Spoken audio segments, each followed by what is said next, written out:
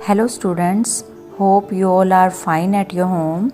So beta today I am showing you the picture of a human body. So beta human body का जो most of the portion है, okay?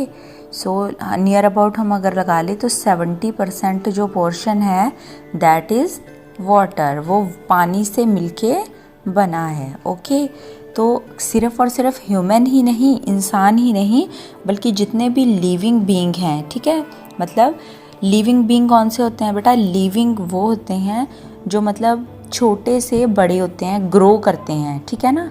छोटे से बड़े होते हैं और हम कहते हैं कि जो ब्रीथ करते हैं, सांस ले सकते हैं, या फिर वो क्या चल के एक जगह से दूसरी जगह तक जा सकते हैं, तो उनको हम लिविंग बीइंग कहते हैं।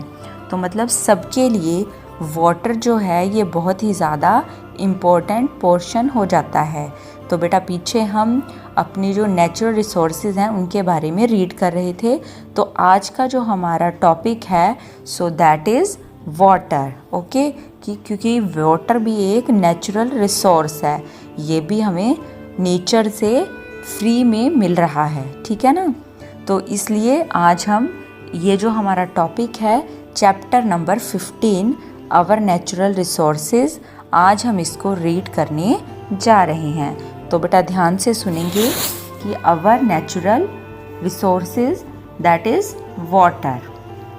तो कहते कि all living beings need water to survive. Survive का मीन्स होता है कि टू लिव, यानी कि जिंदा रहने के लिए, ओके? सो ऑल लिविंग जो बीइंग्स हैं जो मैंने आपको बताए कि जैसे कि ह्यूमन हो गए, एनिमल्स हो गए और प्लांट्स, ठीक है ना? तो ये जो हैं इनको सरवाइव करने के लिए, ज़िंदा रहने के लिए नीड वाटर, पानी की ज़रूरत होती है। सो कहते कि we need water for most of our daily needs. हम क्या है, जो वाटर है उसकी हमें ज़रूरत किस लिए होती है? अपनी जो डेली नीड्स हैं, डेली की जो ज़रूरतें हैं उनको पूरा करने के लिए हमें वाटर की ज़रूरत होती है। फ़र्स्ट ऑफ ऑल हमें प्यास लगती है तो हम पानी को पीते हैं, तो इसलिए ड्रिंकिंग की, ठीक है? ड्रिंकिंग के लिए किसकी ज़रूरत है? पानी की। कुकिंग, अगर हम खाना बना रहे हैं तो उसमें भी हम वाटर को यूज़ करते हैं। बाथिंग, नहाने के लिए, ठीक?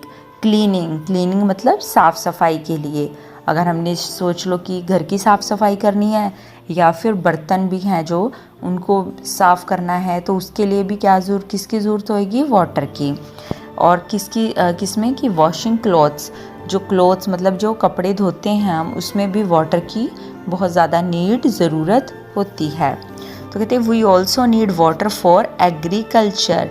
एग्रीकल्चर क्या होता है बेटा? एग्रीकल्चर होता है खेती बाड़ी करना, मतलब फसल उगाना, टू प्रोड्यूस क्रॉप।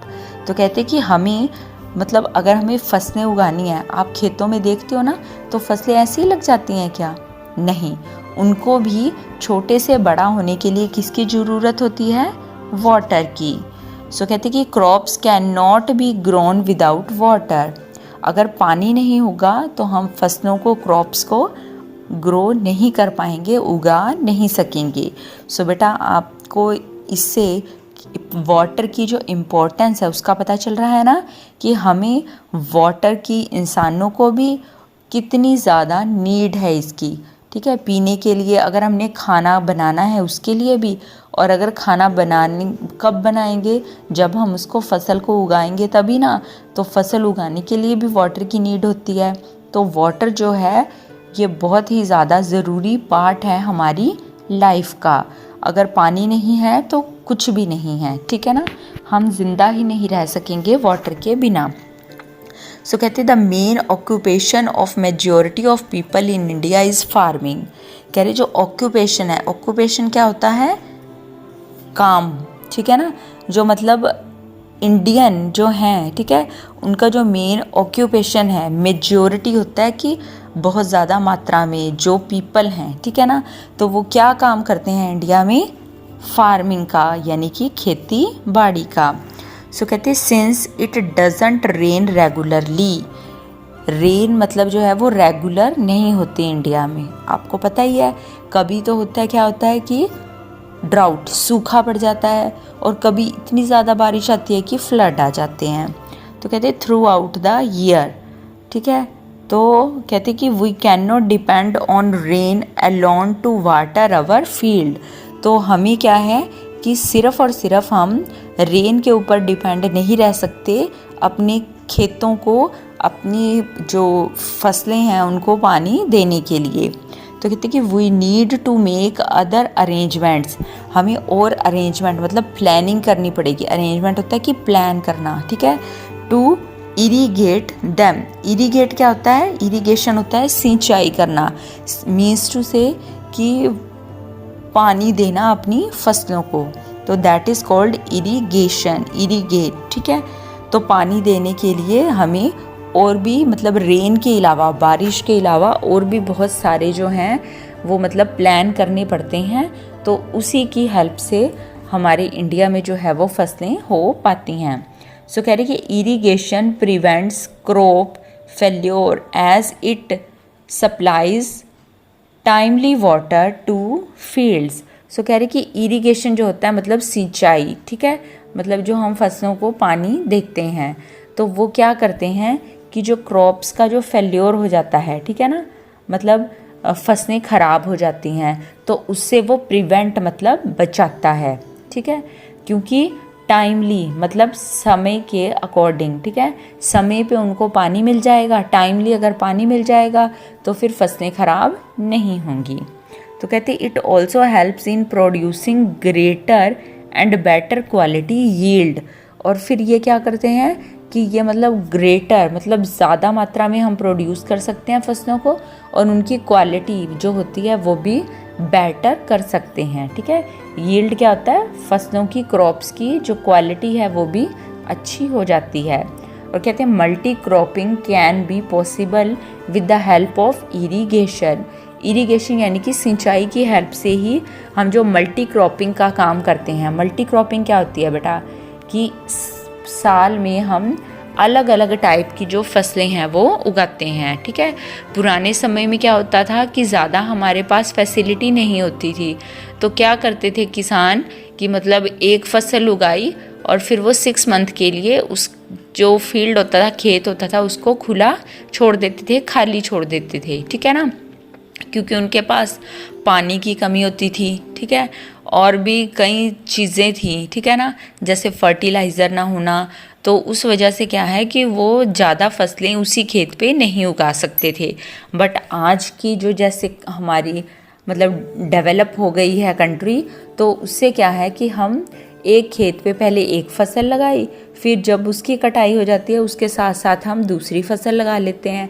तो वो किससे पॉसिबल हो सका है, वाटर की जो है मतलब प्रॉब्लम वो सॉल्व हो गई है, पानी की, ठीक है।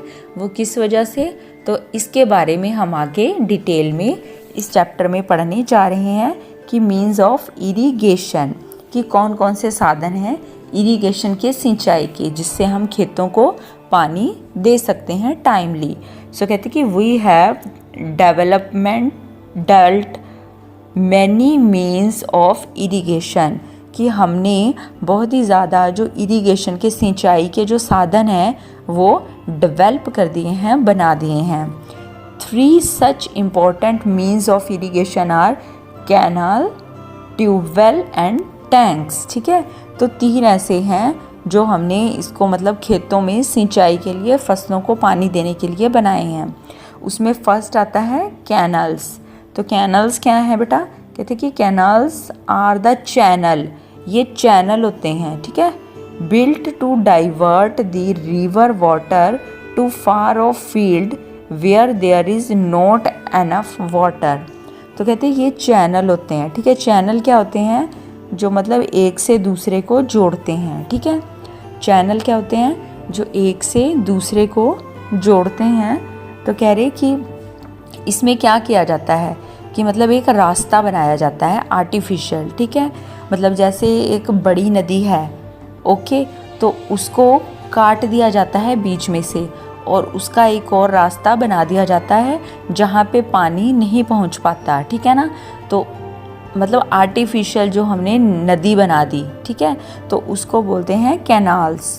तो कहते कि जो फार ऑफ मतलब दूर के जो फील्ड होते हैं, खेत होते हैं, तो उनमें एनफ वाटर मतलब जो पूरी मात्रा में पानी वहाँ तक पहुँचाया जा सके, तो वो बड़ी बड़ी नदी नालों को काट के क्या करते हैं, छोटी छोटी नदियाँ बना देते हैं। तो कहते कि there is a good network of canals in Punjab, Uttar Pradesh, Haryana, Bengal, Andhra Pradesh and Tamil Nadu. तो कहते कि जो मतलब ये जो कैनाल्स हैं तो ये कहाँ कहाँ पे पाई जाती हैं, जैसे पंजाब, उत्तर प्रदेश, हरियाणा, बंगाल, आंध्र प्रदेश और तमिलनाडु में पाई जाती हैं। तो कह रहे कि of the total irrigated land about 40% area gets water from canals. तो कह रहे कि मतलब जो हमारा जो इरिगेशन लैंड का जो मतलब एरिया है टोटल, ठीक है, मतलब सिंचाई का जो टोटल एरिया है उसका जो 40% जो एरिया है उसमें कैनाल से खेती की जाती है, ठीक है। आर्टिफिशियल जो नहर बनाते हैं उससे सिंचाई की जाती है। नेक्स्ट आ जाता है बेटा हमारे पास वेल्स एंड ट्यूबवेल्स। वेल्स क्या होते हैं, कुएं, और ट्यूबवेल क्या होता है, ट्यूबवेल पता है ना, ये जो जैसे आपको पिक्चर में ये दिखाई दे रहा है कि खेतों के बीच में, ठीक है, क्या है उसकी खुदाई करके, ठीक है, तो उसमें एक मोटर लगा के ऐसे ये ट्यूबवेल लगा दी जाती है और इसकी हेल्प से क्या किया जाता है, जो पानी है वो खेतों में दिया जाता है। तो कह रहे कि द अंडरग्राउंड वाटर, अंडरग्राउंड कौन सा होता है, जो धरती के नीचे का पानी होता है, is used through wells and tubewells. जो वेल होते हैं कुएं वो भी अंदर खोदे जाते हैं ना, तो ऐसे ही ट्यूबवेल्स को भी अंदर तक खोदा जाता है। तो ये अंडरग्राउंड मतलब जो धरती के अंदर वाला पानी होता है उसको खोद के, ठीक है, मशीनों की हेल्प से उसको बाहर निकाला जाता है। तो उसी को ही इसका नेम दिया गया है वेल्स और ट्यूबवेल्स के रूप में। तो कहते कि when the underground water lies at a great depth, कह रहे कि जब अंडरग्राउंड वाटर बहुत ही ज़्यादा डेप्थ मतलब गहराई में होता है, तो कह रहे water is taken out with the help of a Persian wheel. Persian wheel क्या है बेटा, पर्शियन व्हील है कि ये मतलब वाटर को अंडरग्राउंड मतलब धरती के अंदर से निकालने के लिए, ठीक है, एक जो है उसमें क्या किया जाता है, एक व्हील पहिया रखा जाता है और जो बुलक, ठीक है, जैसे बैल होते हैं तो उनको उसके साथ बांध दिया जाता है और वो जब उसके इर्द गिर्द घूमती हैं तो वो पहिया भी जो है वो गोल गोल घूमता है और उसकी हेल्प से क्या होता है, जो पानी है वो नीचे से ऊपर आता है। तो कह रहे कि और अ डीजल और एन इलेक्ट्रिक पंप, या फिर डीजल डाल के, ठीक है, मोटर चलाई जाती है या फिर इलेक्ट्रिक पंप लगा दिया जाता है, ठीक है, जो बिजली से चलता है। तो इसकी हेल्प से क्या किया जाता है, अंडरग्राउंड मतलब जो धरती के अंदर का पानी होता है उसको बाहर निकाला जाता है। तो कह रहे such wells are called tube wells. ऐसे वेल्स को, ऐसे कुओं को क्या कहा जाता है, ट्यूबवेल, जो कि पर्शियन व्हील या डीजल या फिर इलेक्ट्रिक पंप की हेल्प से पानी को बाहर निकालते हैं। तो कहते हैं कि wells and tubewells are used in Uttar Pradesh, Punjab, Haryana, Gujarat, Maharashtra and Rajasthan. तो जो ये वेल और ट्यूबवेल हैं तो ये भी मोस्टली यही वाला जो हमारा नॉर्दर्न जो नॉर्थ पोर्शन है वहाँ पे इनका यूज़ ज़्यादा किया जाता है। ओके, तो इसके बाद आगे आते हैं बेटा हमारे पास इसका third portion, that is tanks. Okay, तो टैंक्स में क्या होता है बेटा, कहते हैं कि टैंक्स क्या होते हैं, तो टैंक्स हैं कि tanks are generally made in hilly areas and plateau regions to store rain water. अब कह रहे कि जो हिली एरिया होते हैं पहाड़ी, ठीक है, तो वहाँ पे ऊंचे ऊंचे पहाड़ होते हैं, चाहे हम धरती को जितना मर्जी खोद लें तो हम पूरा नीचे तक नहीं जा पाएंगे। प्लेट्यू क्या होता है, जो पथरीला, ठीक है, रॉक्स वाला जो पोर्शन होता है, तो पत्थरों को तोड़ते जाओ वहाँ से भी कुछ हमें हासिल नहीं होगा। तो ऐसे एरिया में जो है वो टैंक्स का यूज़ किया जाता है। तो टैंक्स में क्या करते हैं बेटा, टैंक्स में करते हैं, कहते कि in these areas it is not possible to dig well, मतलब कुआं डिग मतलब खोदना, ये पॉसिबल है ही नहीं है, ठीक है ना, हम खोद ही नहीं सकते। तो कहते हैं as the soil is hard and rocky, वहाँ की जो सॉयल मिट्टी होती है वो हार्ड सख्त होती है और रोकी पथरीली होती है।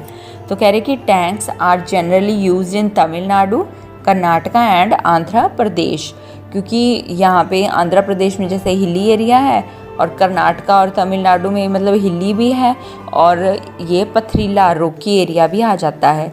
तो इस वजह से क्या है, टैंक्स जो हैं वो बनाए जाते हैं, ठीक है। तो टैंक से क्या किया जाता है, चाहे वो रेन वाटर है या कुछ भी है, तो उसको क्या है एक जगह इकट्ठा कर लिया जाता है और फिर जब बारिश नहीं आती या हमें कहीं और से पानी नहीं मिलता तो वो टैंक वाला पानी यूज़ किया जाता है। तो नेक्स्ट बेटा हमारे पास आते हैं डैम्स। तो डैम्स क्या करते हैं बेटा, कह रहे कि to get a regular supply of water, कि अगर हमें रेगुलर बिना रुके, ठीक है ना, पानी की अगर सप्लाई चाहिए तो फॉर आवर कैनाल्स, ठीक है, जो हमारी नदियां हैं छोटी छोटी हमने बनाई हैं। तो कह रहे कि dams have been built across some big and important rivers in different parts of our country. तो क्या किया जाता है कि जो बिग, ठीक है, जो बड़ी बड़ी और इम्पॉर्टेंट रिवर होती हैं उनके ऊपर, ठीक है, अलग अलग जगह पे क्या कर दिया जाता है कि डैम बना दिए जाते हैं, ठीक है। डैम क्या होता है बेटा, डैम होता है कि डैम्स आर स्ट्रॉन्ग वॉल, ये एक मजबूत दीवार होती है, ठीक है, ये दीवार है एक, ओके, वॉल दीवार है, और द बैरियर, ठीक है, एक बैरियर जैसे एक नाका लगा दिया, ठीक है ना, कि हमने यहाँ से उस चीज़ को ऐसे परमिशन के बिना एंटर नहीं होने देते, ठीक है ना, पुलिस बैरियर लगाती है ना, तो जब तक पुलिस चेक करके हमें पासिंग नहीं देती तो हम वहाँ से मतलब एंटर नहीं हो सकते हैं। तो ऐसे ही क्या किया जाता है, एक स्ट्रॉन्ग मजबूत वॉल दीवार बना दी जाती है, मेड ऑफ कंक्रीट मतलब सीमेंट, रेत, बजरी से, ठीक, एंड स्टील, ठीक है, और स्टील के यूज़ करके to control the flow of water in the rivers, ठीक है। तो क्या किया जाता है कि जो रिवर के अंदर पानी होता है उसको कंट्रोल मतलब रोक के रखा जाता है, और वो क्या करते हैं वहाँ से उनको मतलब बिना परमिशन के पानी वहाँ से बाहर नहीं आ सकता। तो बेटा ये जो डैम हैं ये हमारी फैसिलिटी के लिए बनाए जाते हैं ताकि जो पूरा साल जो है पानी की जो है वो कमी को इनके द्वारा पूरा किया जा सके।